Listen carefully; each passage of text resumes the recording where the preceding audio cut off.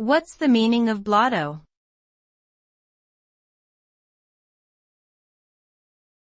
Blotto.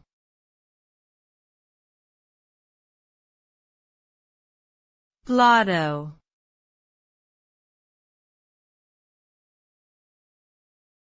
Blotto.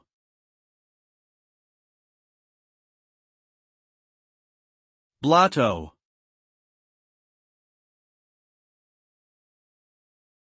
Blotto is a slang term that refers to being extremely drunk or intoxicated.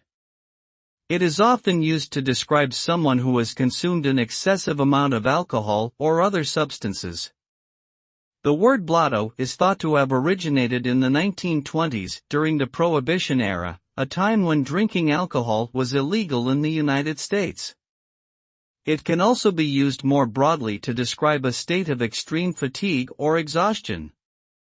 While being blotto may initially provide a feeling of euphoria, it can quickly lead to loss of control, impaired decision-making, and potentially dangerous situations. Overall, it is best to drink responsibly and avoid getting blotto.